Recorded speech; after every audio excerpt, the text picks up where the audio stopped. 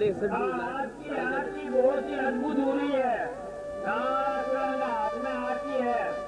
ये बात से बहुत ही सज करके खूब लाइन को आपा धरा तो बहुत मजा आएगा।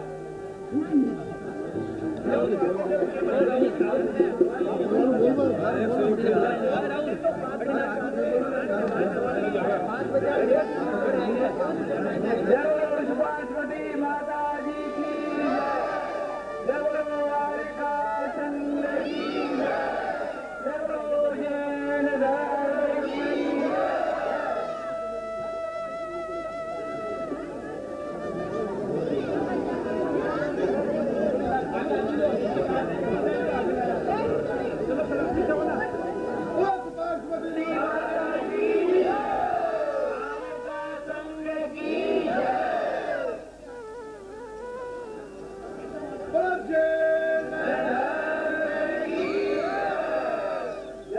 सरस्वती माता जी की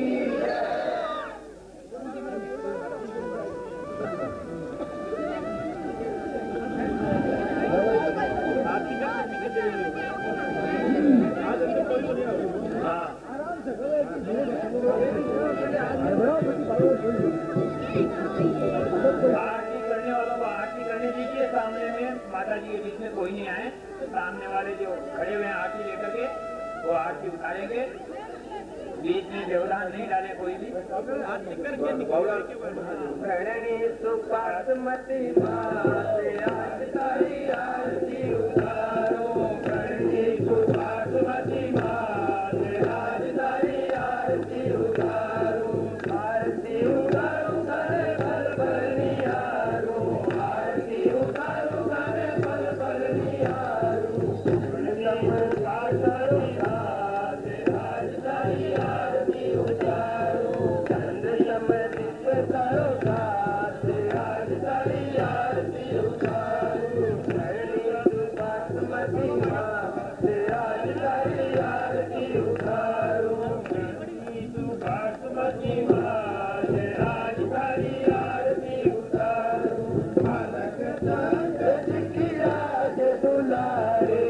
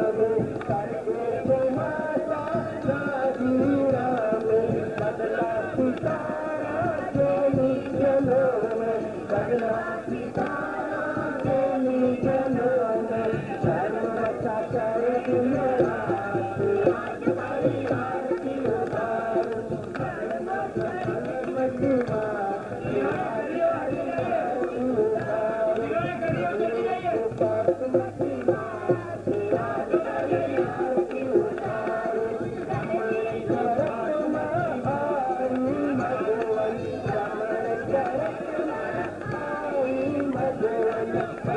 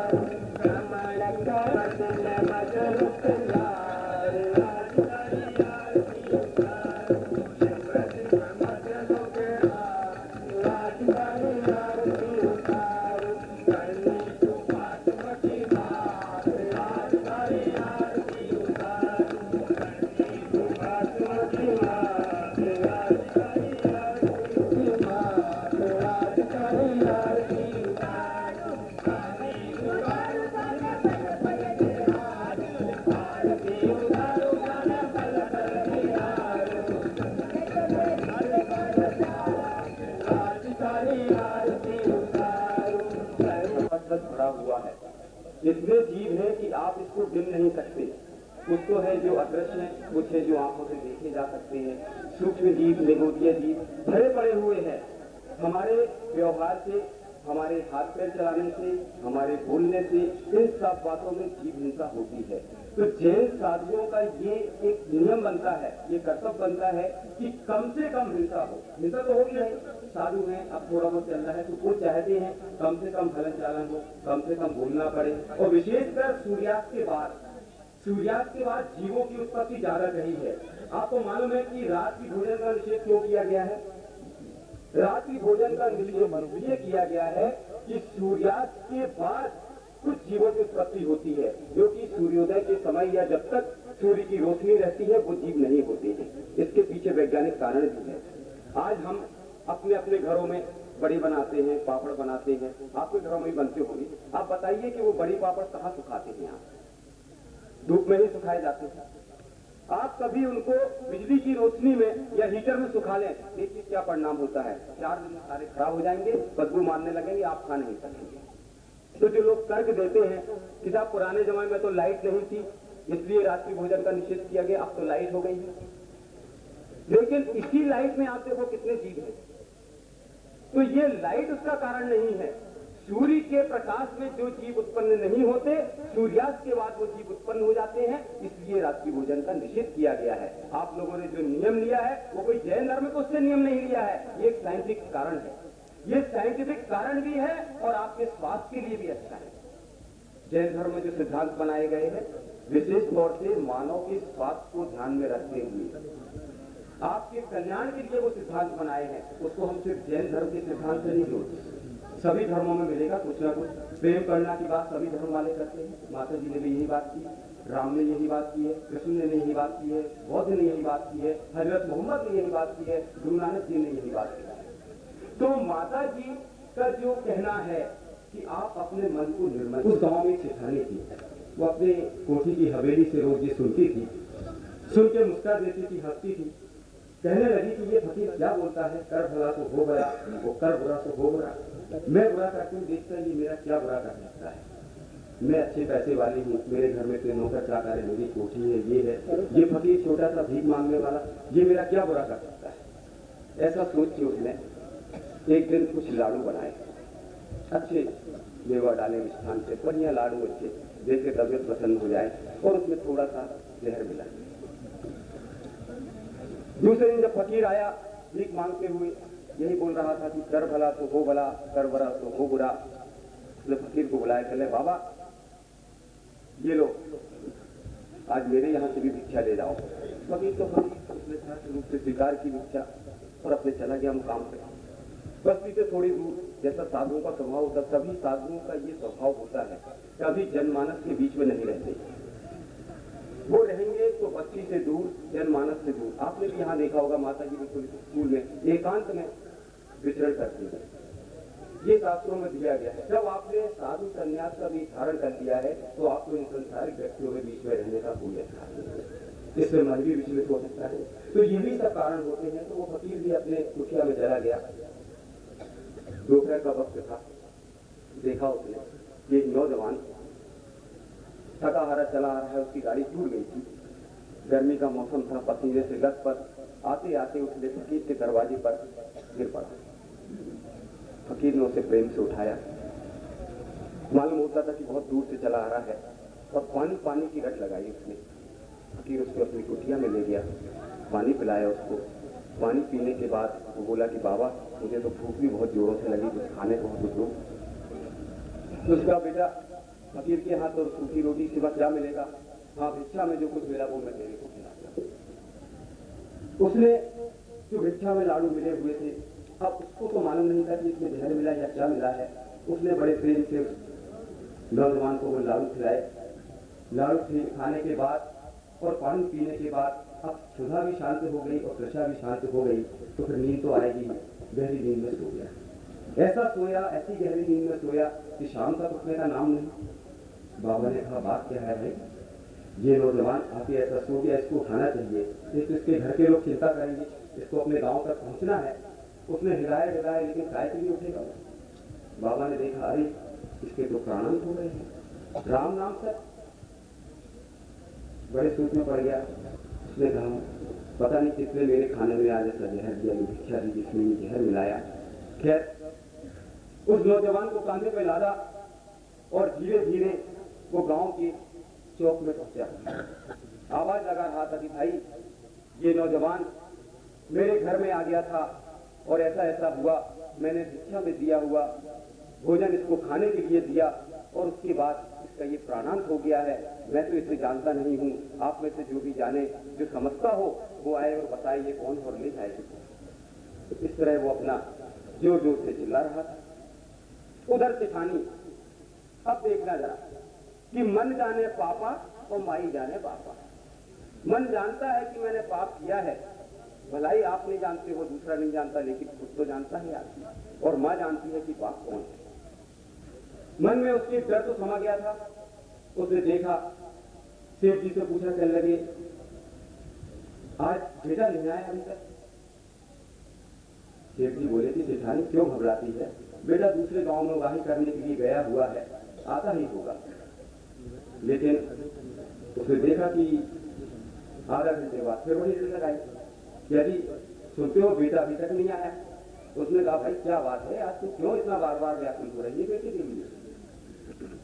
अब सेठानी तो जानती थी कि उसने कुछ किया है ऐसा पाप, लेकिन ये नहीं जानती थी कि उसके बेटे के साथ ही ऐसा होगा। लेकिन मन में एक संशय तो उठ जाता है, यदि हम कोई कार्य गलत कर देते हैं तो आप निश्चित मानना आपको चैन नहीं पड़ेगा। आप हर घंटे आधे घंटे में बार बार वो विचार आपको टकराएगा और आप सोचेंगे ये क्या मैंने कर दिया, ऐसा ना हो उसका कुछ अनिष्ट हो जाए। दोबारा जब सेठ जी से फिर पूछा, उसने कहा भाई तू तो समझ में नहीं आती है, क्या बात है आज इतने क्यों व्याकुल हो रही है। तो बोलती कि नहीं देखो वो बाबा बैठा हुआ है चौक पे, कुछ भीड़ लगी, देख तो आओ क्या बात है वहां। तो उसने कहा भाई ये तो दुनिया है, लोग आते हैं, कोई मर गया होगा, क्या बोल अपन उसके लिए। सैकड़ों लोग जन्म लेते हैं, मर जाते हैं, जिनका घर द्वार नहीं है वो भी मर जाते हैं सड़क पे। तो वही फकीर ये बोल रहा है कि कोई आदमी इसकी कुटिया में जाके मर गया था और ये उसको यहाँ ले आया है, वो उसका जो पहचाने वो ले जाए। लेकिन सेठानी को अब शंका होने लगी। उसने कहा आप जाके तो देखो जरा कौन है वो। सेठ जी बड़े बुझे मन से गए। अब सेठानी थी भाई, बात भी मानना थी थोड़ी सी, गए देखा, फकीर के पास जाके देखा, अरे ये तो मेरा पुत्र है, इसकी ये गत कैसे हो गई। फकीर ने बताया साहब ऐसा ऐसा हुआ। इसके पीछे पीछे सेठानी चली आई। देखा उसने, अरे कहने लगे मेरा लाज ये क्या हो गया है। दहाड़े मार मार कर रोने लगी। उसके बाद उसने खुद बोला कि फकीर ने सच बोला था कि कर भला तो हो बोला और कर बुरा तो हो बुरा। आज मैंने बुरा किया और उसका ये परिणाम मेरे को देखने के लिए मिला। तो कहानी का अर्थ यही है कि यदि हम किसी का भला नहीं चाहते तो कम से कम बुरा नहीं चाहते। बहुत अच्छी घटना होती है। आज के समय में लोग अपने दुख से दुखी नहीं है, लेकिन दूसरों की सुख से दुखी है। मैं भूखा हूं इसका मुझे गम नहीं, लेकिन ये पेट भर के खा रहा है, ये क्यों खा रहा है इसका हम इसको प्रेम से नहीं खाने देंगे। इसका उदाहरण बहुत अच्छा मिलता है। आप ट्रेन में सफर करते हैं, अच्छी भीड़ चल रही है ट्रेन में, कुछ लोग आराम से बैठे हैं, कुछ ऊपर बर्थ पर लेटे हुए हैं, कुछ लोग खड़े हैं, पैर रखने की भी जगह नहीं है। तो वो जो खड़े हैं जिनको पैर रखने की भी जगह नहीं है, उनको उसका दुख नहीं है कि मैं एक पैर पे यहाँ खड़ा हूं, दुख उसका है कि ये अभी बर्थ पे क्यों लेता है। ये हमारे रोज की घटनाएं होती हैं। अभी मैं आ रहा था ट्रेन से, ऐसी ही स्थिति हो गई थी, तब मेरे को ये विचार आया कि देखो आदमी अपने दुख से दुखी नहीं है, लेकिन सामने वाले के सुख से दुखी है। यदि मैं खड़ा दुख पा रहा हूं तो तुम सोते हुए सुख नहीं पा सकते हो, इसका मुझे मलाल है। यही माता जी का कहना रहता है। साधुओं की कुछ चर्याएं होती हैं, कुछ नियम होते हैं। साधु जो होता है घर द्वार छोड़ के अपने आत्मा के कल्याण के लिए उसने ये रूप धारण किया है, लेकिन इसका ये मतलब नहीं है कि साधु स्वार्थी होते हैं। उनके सानिध्य में जो भी आता है, प्राणी मात्र, ये नहीं कि सिर्फ व्यक्ति की बात हो। एक बार माता जी का विहार हो रहा था, दीमापुर से गुवाहाटी आ रहा था मैं, रास्ते में एक छोटा सा कुत्ते का बच्चा बड़ा असक्त सा एक किनारे पर पड़ा था। मालूम हुआ कि शायद कोई गाड़ी आई, उसकी ठोकर उसको लग गई थी। माता जी ने पुनः रुकने के लिए बोला, पहले रुक, इसको पहले अपन जाके नमोकार मंत्र सुनाते। कम से कम 10 मिनट तक हम लोगों ने जाकर उसको नमोकार मंत्र का पाठ सुनाया। अब आप सोचते होंगे एक कुत्ता, क्या मतलब भाई इतने बड़े साधु, ऐसे तो बहुत से कुत्ते एक्सीडेंट होते रहते हैं, मरते रहते हैं, ये सब होते, लेकिन नहीं, उसमें भी वही आत्मा है जो आपके में है, उसमें भी वही बनने की शक्ति है जो आप में है, उसमें भी भगवान बनने की शक्ति है जो आप में है, वही शक्ति माता जी में है, वही शक्ति हम में है। केवल उसको पहचानने की है, अपने आप को उस कसौटी पे कसने की है। जिस दिन आपने अपने आप को कसौटी में कस लिया, उस दिन ये सब आपके लिए नगण्य हो जाएंगे, ये गौण हो जाएंगी। आपको सिर्फ एक ही रास्ता दिखेगा और तब आप समझे कि वास्तव में ये संसार एक दुख का कारण है। सुख तो क्षण मात्र के लिए होता है, लेकिन हमेशा के लिए दुख आपके साथ है। थोड़े से में आप सुखी हो जाते हैं, लेकिन वास्तव में देखिए सुख काय में मिल रहा है आपको? क्या भोजन से आपको सुख मिलता है? भोजन से सुख मिलता तो इतना पेट खाने के बाद पेट दर्द क्यों हो जाता भैया? क्यों बार बार आप जाते? नींद में आपको सुख मिलता क्या? नींद में सो जाओ तो मालूम बस आप बैकसून हो गए ज्यादा सोने से, उतनी बातें भाव पड़ जाते हैं, क्यों करवट लेना पड़ता है? तो सुख है नहीं कहीं में, ये तो अपन मान रहे हैं थोड़ी देर के लिए।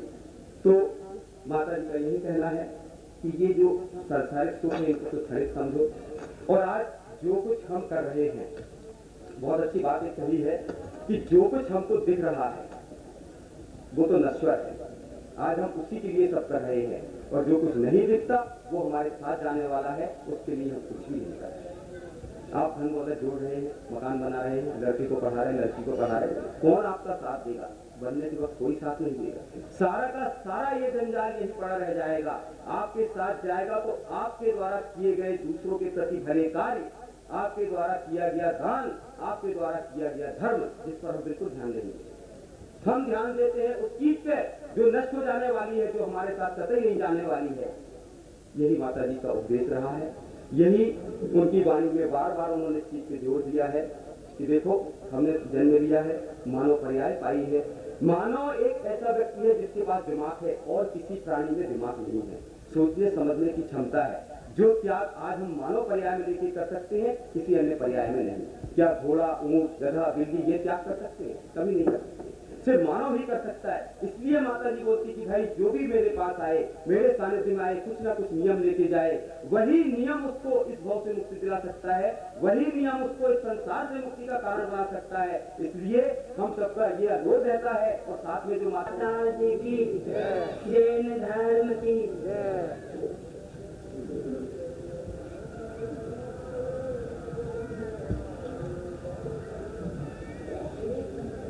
प्राणी अपनी वासना को पूरी करने के लिए न जाने कितने कितने कार्य करना पड़ता है। उसे सब कार्य अपने वो कषाय के वशीभूत होकर ही करता है। जब कषाय होती है अनेक प्रकार के कार्य होते हैं। कषायों का मूल कारण, अपराधों का मूल कारण कषाय है। कहते हैं कि हम अपराध किए, अब कषाय की वशीभूत ही सब अपराध होते हैं। जब वो कषाय करता है तो उसे अनेक प्रकार के अपराध करने पड़ते हैं। और गृहस्थाश्रम में तो हर पद पर कषाय होती है। एक बार की बात है कि एक राजा अपनी गलती कभी नहीं मानता, वो गलती हमेशा अपनी गलती स्वीकार नहीं करता, इसी कारण से वो दुखी है। एक बार राजा अपने शिकार करने के लिए जा रहा था, वहां उसने देखा कि ना 3 कैदी बड़ा भारी काम कर रहे थे। उसने पूछा कि भाई तुम यहाँ जेल में क्यों आए? तो कैदी बोले कि हम तो नहीं अपराधी है, हमने कोई अपराध नहीं किया। पहले कैदी से पूछता है कि तुमने कोई अपराध किया? तो बोलता है कि नहीं, हम तो किसी के बदले में पकड़े गए।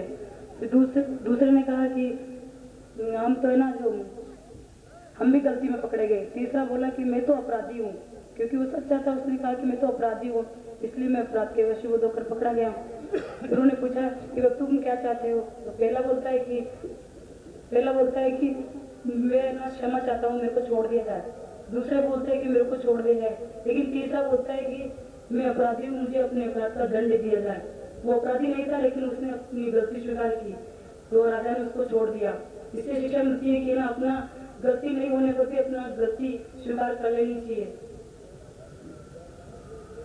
क्योंकि प्राणी अपनी गलतियों तो नहीं देखता, दूसरे की देखता है। जैसे कि भैया ने बताया कि कर भला तो वो भला और कर बुरा तो वो बुरा, क्योंकि भला करने से भला होता है, बुरा करने से बुरा होता है। जवानी रे जोश माही टेढ़ो टेढ़ो चले, आखिर जवानी तन धोखो दियो रे, आखिर जवानी तन धोखो दियो रे, वीरता ही जन्म गवाई दियो रे। काई कियो काई कियो काई कियो रे, काई कियो काई कियो काई कियो रे, नाई तेरे थारी जन्म गवाई दियो रे, प्रभु रो भजन लाओ नहीं दियो रे, अरे जवानी रे जोश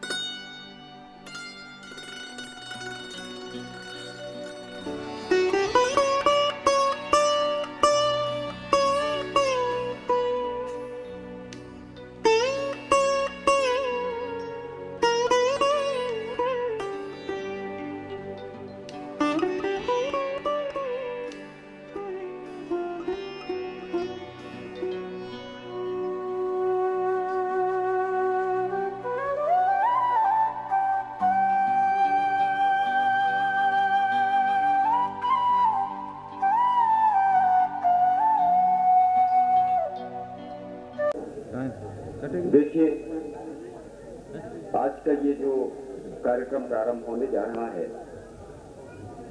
ये सकल दिगंबर जैन पंचायत मैनसर की ओर से आयोजन किया जा रहा है। दिगंबर जैन पंचायत मैनसर आप सभी आमंत्रित जनों का स्वागत करती है।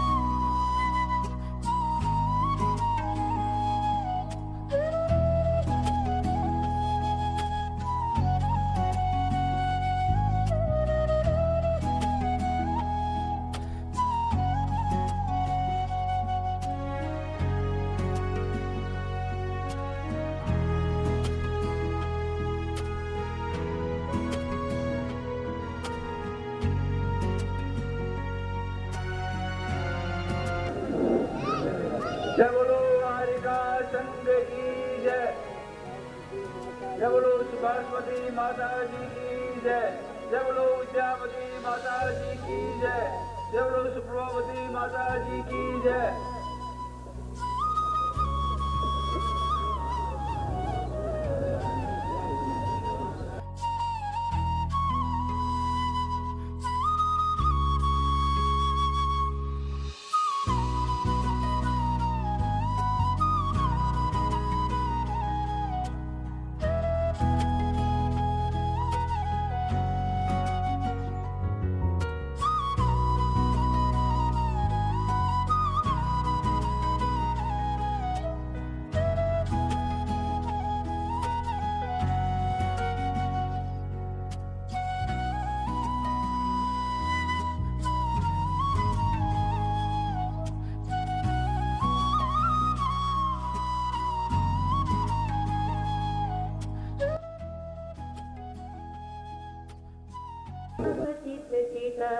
समं भ्रांति सोवे वैजनी जलसंतरहिता जगत्साक्षी मार्ग प्रकट न पड़ो भानुरिवयो महावीर स्वामी नैन पथिगामी भवतु मे हतं रम्य चक्षु कमलयुगलं स्पन्दरहितं जनाकोपा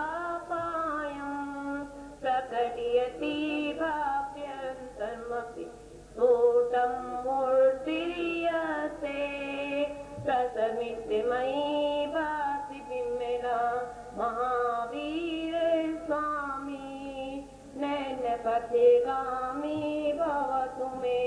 जय बोलो देवालय आदिनाथ भगवान की। जय बोलो आचार्य शांति सागर जी महाराज की। जय बोलो आचार्य वीर सागर जी महाराज की। जय बोलो हरे का इंदुमती माता जी की। जय बोलो परम पूज्य गणेश सरस्वती माता जी की। धूल उड़ती हुई गलियों वाले गांव में कभी इस तरह का मेला लगेगा। माता जी का इस मैनसर ग्राम में प्रवेश हुआ। मैनसर नाम को बहुत पहले सुन रखा था और मन में यही कल्पना थी कि इसका मैनसर नाम कैसे पड़ा। बहुत दिमाग लगाने पर भी समझ में नहीं आया। तब यही मैंने कल्पना की कि मन को हरने वाला मनहर गांव से मिलता जुलता ये मैनसर नाम मुझे उचित प्रतीत हुआ। और जब यहाँ मैं आया अभी 1.5 माह पूर्व इस शाला का शिलान्यास करने के लिए मुझे आने का मौका मिला था। उस समय आए और पहली ही नजर में इस गांव ने मेरे मन को मोह लिया था। बस तभी से मैंने उसी समय ये संकल्प कर लिया था कि इस स्कूल के उद्घाटन समारोह के अवसर पर जब पूज्य माता जी का मंगल प्रवेश इस मैनसर ग्राम में होगा तो मैं अवश्य आऊंगा, चाहे मुझे जितने ही काम छोड़ना पड़े। और वही स्थिति बनी, सारे काम छोड़ के पूज्य माता जी के दर्शन करते हुए उनके ग्राम मैनसर में आया और इस मैनसर से इतना जुड़ गया कि मुझे तो ये अपना ही गांव प्रतीत होने लगा है। मुझे लगता ही नहीं है कि मैं बाहर से आया हूं और इसी मैनसर का होकर रह गया हूं। ये आप ग्रामवासियों की, ये ग्रामवासियों का जो स्नेह मिला है, जो आदर मिला है, जो सम्मान मिला है, उसे भूल नहीं सकता हूं मैं। अब मैं इस गांव के सरपंच महोदय श्री करणी जी सिंह को यहाँ आमंत्रित करता हूँ। कहावत है कि यथा राजा तथा प्रजा। करणी सिंह जी का व्यक्तित्व वास्तव में एक अनोखा व्यक्तित्व है। अधिकतर गांव में जाने का सौभाग्य मिला है। वहाँ के ग्राम प्रधान, मुखियों से, सरपंचों से मेरा सामना हुआ है, लेकिन ऐसा विलक्षण स्वभाव मैंने किसी भी सरपंच में नहीं देखा जो यहाँ पर श्री करणी सिंह जी के में देखा है। करणी सिंह जी 2 दिन में इतने घुल मिल गए कि लगा जैसे अपने ही परिवार के एक सदस्य हो। थोड़ी सी ही बात क्यों ना हो, उन्होंने कभी नकारा नहीं है। थोड़ी सी ही व्यवस्था में यदि उससे चर्चा भर की है, फौरन दौड़ के अपने पद की गरिमा को भुलाकर मात्र एक सेवक और भक्त होने के नाते उन्होंने इस कार्यक्रम को सफल बनाने में अपना पूर्ण योगदान दिया है। ऐसे इस ग्राम के सरपंच श्री करणी जी सिंह को मैं यहाँ आमंत्रित कर रहा हूँ। उनका स्वागत करने में, उनका सम्मान करने में हमें जो खुशी होगी वो हम बयां नहीं कर सकते हैं। माननीय श्री करणी सिंह जी, सरपंच ग्राम मैनसर। इतना उत्साह देखने में आया है कि हमारे करणी सिंह जी स्वयं बहुत उत्साहित है और पूरे बढ़ चढ़कर इन्होंने इस सम्मेलन को सफल बनाने में जो योगदान दिया है उसके लिए बहुत बहुत आभारी हैं। जैन पंचायत मैनसर, दिगंबर जैन पंचायत मैनसर उनकी हृदय से आभारी है और उनका सम्मान करते हुए आज एक बड़ा गर्व महसूस कर रही है।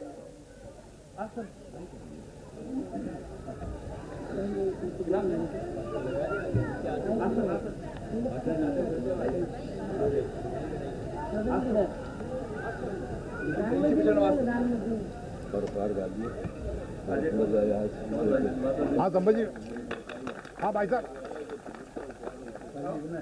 आटी में देखो सर, सागर में हाथ रखो। वास्तव में ये आयोजन अछूता नहीं रह गया है। सभी ने देखा जो उत्साह, जो लगन, जो भक्ति यहाँ के लोगों में देखने को मिली है, उसका सारा श्रेय जाता है हमारे ग्राम सरपंच श्री करणी सिंह जी को। जैसा इनका व्यक्तित्व रहा है, कर्ण के बारे में आपने सुना है, महादानी कर्ण हुए और वही कर्ण से करणी सिंह जी बने हुए हैं, जिन्होंने अपना अमूल्य समय देकर तन मन धन से इस आयोजन को सफल बनाने में जो योगदान दिया है, वास्तव में वे सम्मान और पाने के अधिकारी हैं और इसके लिए दिगंबर जैन समाज मैनसर बहुत बहुत आभार मानती है। धन्यवाद। संपूर्ण ग्रामवासियों को देता हूँ जिन्होंने, मेरा तो काम सिर्फ कर्म करना था, इस कार्य को सफलता का श्रेय में समस्त ग्रामवासियों को सहयोग से ही कर सका हूँ, न कि मैंने अकेले किया। मैं ग्रामवासियों को इसके लिए बहुत बहुत धन्यवाद देता हूँ और मैं इनका कृतज्ञ हूँ कि उन्होंने सभी ने मेरे साथ मिलकर के इस कार्यक्रम को ये मूर्त रूप दिया। जय बोलिए सुभाषवती माता जी की जय। ये तो करणी सिंह जी की वास्तव में एक महानता है कि जो सम्मान के वो अधिकारी थे, जो हमने उन्हें दिया, उसके लिए भी वो नहीं मानते कि मैं उस सम्मान के लायक था। वास्तव में ये इनकी महानता है, धन्यवाद के पात्र है। ग्राम मैनसर आने का सहयोग शायद नहीं मिलता। ये तो हमारे संघपति जी जो सुजानगढ़ के हैं, श्री पन्ना लाल जी बगड़ा, श्री पारस जी बगड़ा, माफ करना, श्री पारस जी बगड़ा में किन शब्दों में जो सहयोग मिला है, पूरे संघ को लेकर वो चल रहे हैं। रास्ते में कितनी परेशानियां होती हैं, व्यक्ति का जो ध्यान उन्होंने रखा है उसके लिए वास्तव में वे आभारी हैं। पारस जी बगड़ा यहाँ पर आए, हम भी ग्राम दिगंबर जैन सब पंचायत मैनसर उनका स्वागत और सम्मान करते हुए गर्व महसूस कर रही है।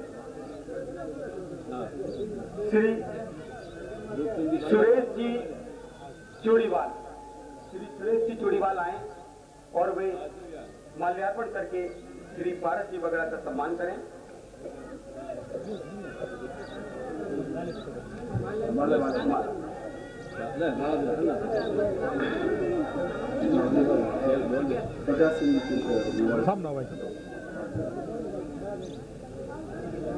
और अब मैं आमंत्रित कर रहा हूँ श्री प्रकाश जी गंगवाल को, वो यहाँ आए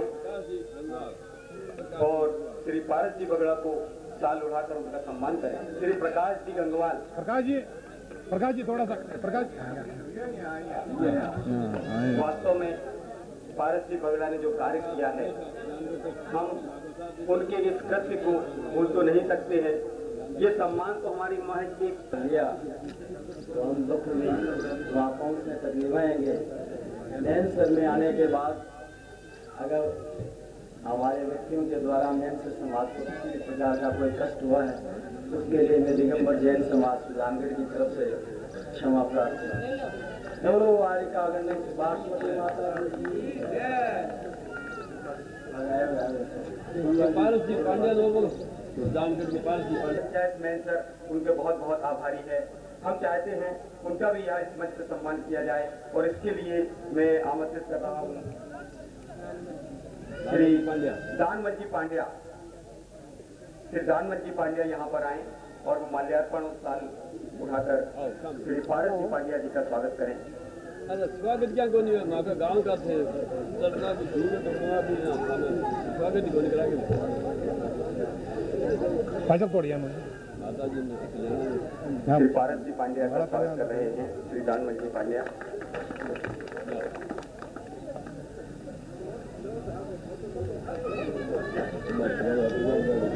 भाई साहब थोड़ा। हम वास्तव में इनके बहुत आभारी हैं। हाँ सर। माता जी के संघ को सुजानगढ़ ले जाने के लिए उद्यत हुए हैं।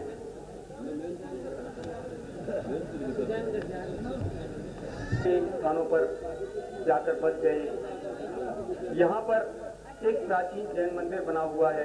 यहाँ पर मैंने देखा कि लगभग 1316 संवत 1316 की एक मूल वासना जी की प्रतिमा है। इसी से अंदाज लगाया जा सकता है कि यह मंदिर 740 वर्ष प्राचीन है।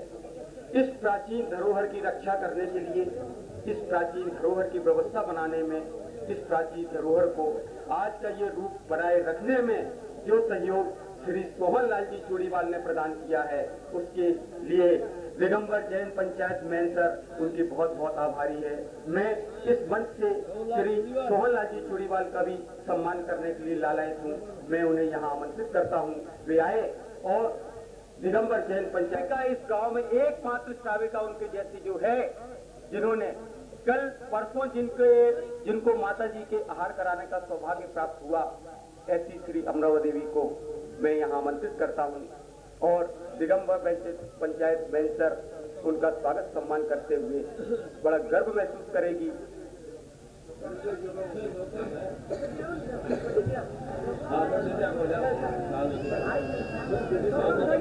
शायद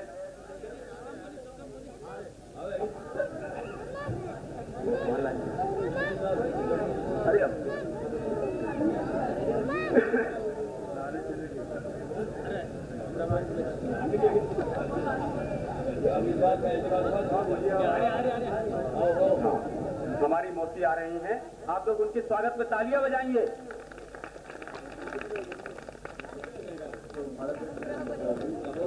सच्ची श्राविका होने में जो इन्होंने सच्ची श्राविका का रूप जो हमारे सामने रखा है, उसके लिए हम सभी पूरी समाज नतमस्तक होती है और इनका सम्मान करते हुए बड़ा गर्व महसूस कर रही है। सालोडा अन्न देखिए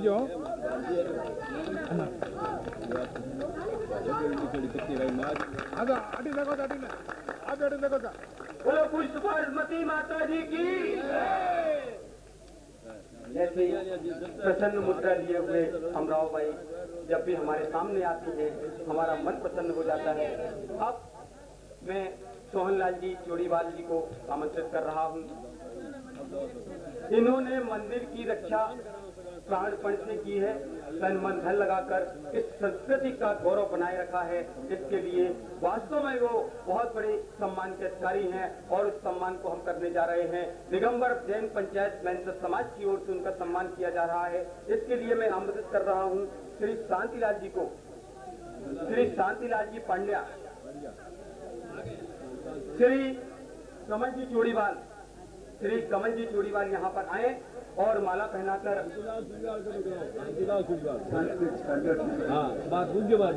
गाँव को शांतिलाल चोड़ीवाल जी भी यहाँ अभी अभी आए हैं। मैं उन्हें आमंत्रित करता हूँ, वो आए और श्री सोहनलाल जी का माला पहनाकर स्वागत करें। भाई साहब तो ज्ञान होता। श्री शांतिलाल जी पांड्या, श्री शांतिलाल जी पांड्या को मैं यहाँ आमंत्रित करता हूँ, वो आए और श्री सोहनलाल जी चोड़ीवाल को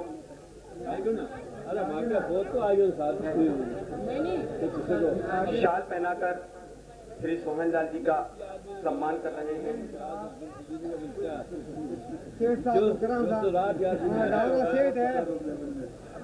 वास्तव में बाबा सोहनलाल जी, उन्होंने बाबा होने का पूरा धर्म निभाया है। बाबा सोहनलाल जी का सम्मान करते हुए हम आज बहुत प्रसन्न हैं, बहुत गर्व महसूस कर रहे हैं। कारण चाहे जो भी रहा हो, लेकिन आज परिस्थितियां बदल गई हैं। लड़कियों की शिक्षाएं भी लड़कों की तरह होने लगी हैं और इस आवश्यकता को देखते हुए जो माता जी के मन में शिक्षा प्राप्त न कर पाने की एक कसक बाकी रह गई थी, उस कसक को पूर्ण करने के लिए उन्होंने इस ग्राम मेंसर में एक कन्या विद्यालय की स्थापना की। मन में कुछ विचार रखा, उस विचार को जो सफलीभूत किया है श्री भौरीलाल जी चोड़ीवाल ने, कि आकर इस गांव में कन्याशाला की स्थापना करवाई और इससे शीघ्र इस कार्य को रचनात्मक रूप दिया है। उसके लिए ग्राम पंचायत के सरपंच श्री कर्णी सिंह जी आकर उन भौरीलाल जी के प्रति अपना आभार व्यक्त करते हैं, उनका सम्मान करना चाहते हैं। मैं आमंत्रित कर रहा हूँ श्री भौरीलाल जी चोड़ीवाल जी को, वो यहाँ आए और हमारे ग्राम के सरपंच श्री कर्णी सिंह जी द्वारा दिया गया ये सम्मान, ये आदर स्वीकार करें।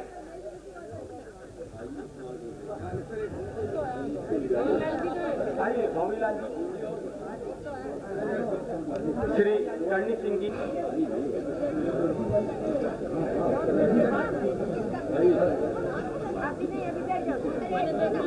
आइए श्री कर्णी सिंह जी आ रहे हैं और इस स्कूल की स्थापना में जो विशेष सहयोग और योगदान ग्राम पंचायत के सरपंच श्री कर्णी सिंह जी द्वारा, ये तो ग्राम पंचायत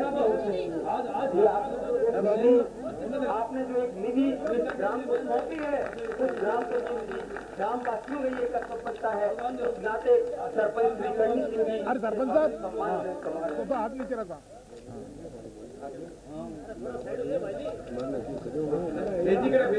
अरे बाबू साइड में आ जा रहे।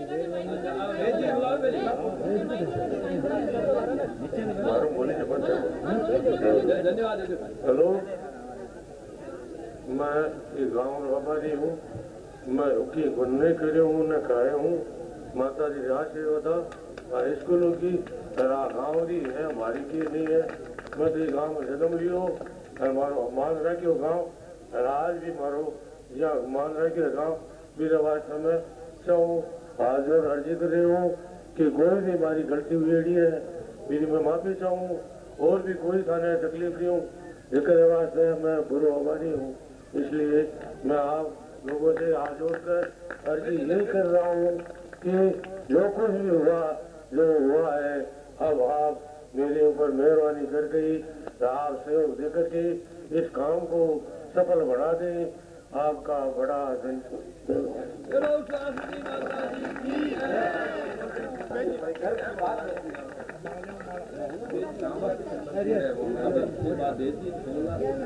और गौरीलाल जी भी यहाँ सरपंच रहे हैं पूर्व में, तो एक भूतपूर्व सरपंच द्वारा भूतपूर्व सरपंच का स्वागत किया जा रहा है। वास्तव में अपने आप में ये लक्षण बात है।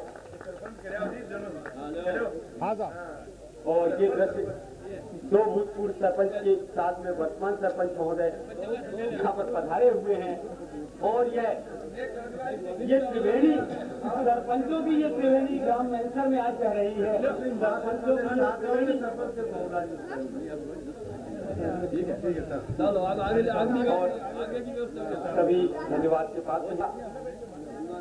माला पहनाकर कंवरलाल जी हाँ थोड़ा सम्मान करें।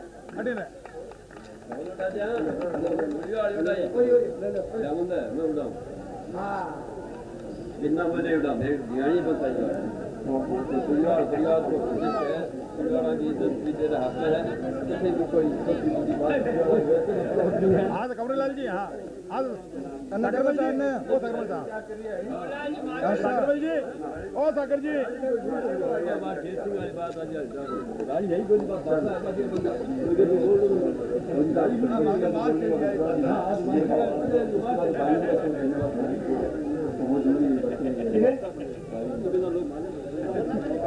इस भोजन व्यवस्था में कंवरलाल जी ने तो साथ दिया है, इसके साथ साथ नागौर समाज ने भी जो विशेष योगदान दिया है उसके लिए दिगंबर जैन पंचायत मैंसर बहुत बहुत आभारी है और उनके इस ऋण को कभी भूला नहीं पाएंगे।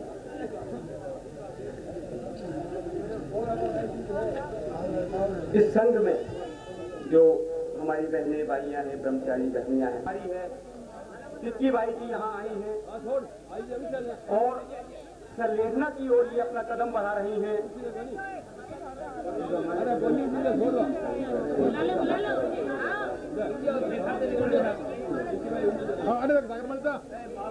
सागर जी चोरी बाई सिक्की बाई जी को माल्यार्पण देते हुए उनका सम्मान कर रहे हैं। हाँ सिक्की भाई और टिकी भाई ने देखो अपना पूरे जीवन इन्होंने माता जी की सेवा में अर्पित कर दिया है और अब अपने कल्याण के लिए संलेखना की ओर कदम बढ़ाने जा रही हैं। ऐसी टिक्की बाई जी को सत वंदन करते हैं। देखो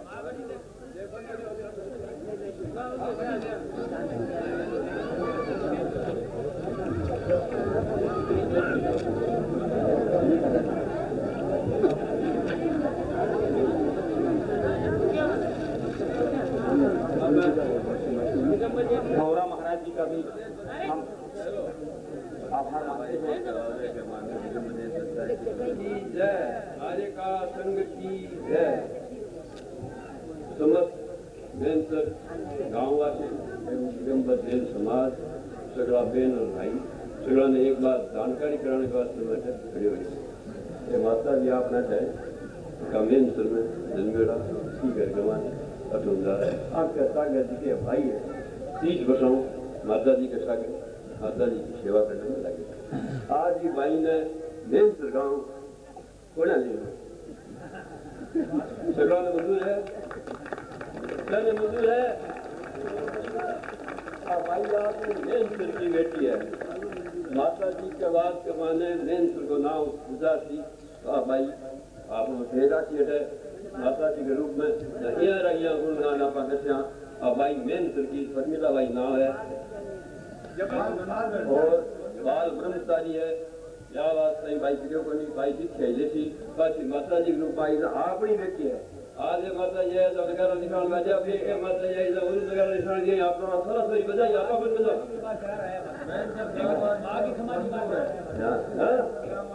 मारा सरपंच साहब का 12 बजे का बट कर दी कोई ना ए सरपंच देखे ये डॉक्टर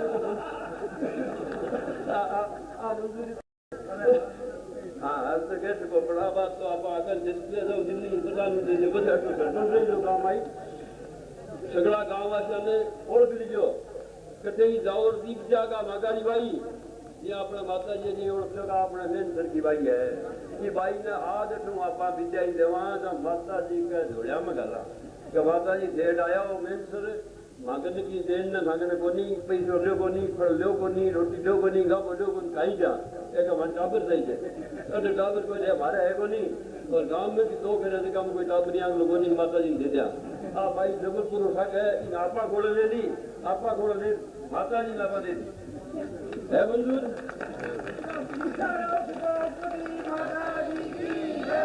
माताजी सहज स्वीकार करो मान बेटी और मन सुरक्षा को आज सब ये आज का भाई बुलाना खाली जबलपुर बोलिया आज ने मेन सिंह मांगी अब आज आपने मांग लिया लेकर जाओ हमें नहीं तो पार पड़ेगा नहीं गए अब यार वहाँ पर बात की ये भी मेन सिंह का याद ये भी आपका गांव का सके मेन कर लिखी जैसे जाए से मेन सर को नाम भाई ने संभाल की माता जी संभाल भाई ने नहीं संभाल भाई का अपन संभाल भाई ने संभाल भाई इनका क्या भाई तुम वहाँ पर ध्यान रखी ये सारा मेन चलाना जगह पर निर्देश ठंडी रखी किसी बेर होगी शिक्षा ले रहा नहीं शिक्षा ले रहा तो कलम की होगी अब भाई को